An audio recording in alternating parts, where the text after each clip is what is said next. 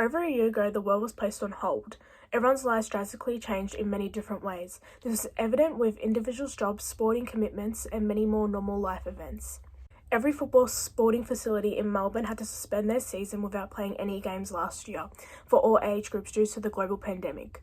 However, within the new year of 2021, the season has now commenced and there are several changes and hardships to overcome over the next few years. Australian Sports Foundation has established that up to 80% of clubs forecast ongoing reductions in core revenue streams such as memberships, local sponsorships, and community fundraisings will be stopped. Furthermore, more issues that are evident with the club is that some players could have dropped off and quit playing after the suspension of last year's season due to the coronavirus, and there could have possibly been a decline in health to people who were playing and had to stop, but they are now back continuing to play this season.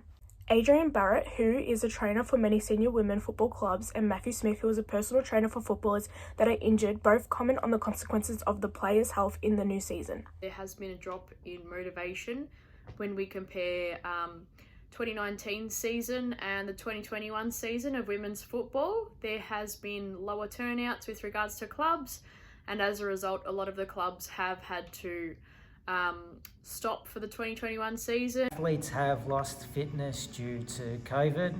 Some pushed themselves through it, where I think with the boredom they had to do things to motivate themselves and could have increased their fitness. Others probably got a little bit demotivated and depressed maybe from the whole situation of being locked up all the time. We have had an influx of injuries as a result of not having access to facilities throughout 2020 and our pre-season training. I've heard of some athletes getting injuries due to the lack of exercise and fitness due to COVID, but if you've got a good trainer or a smart coach, they should have been slowly warming you up to get your body back to where it needs to be. It is very essential to learn through current existing players who have returned with the new season and to hear how they're going physically and mentally with the new changes and most importantly, being back.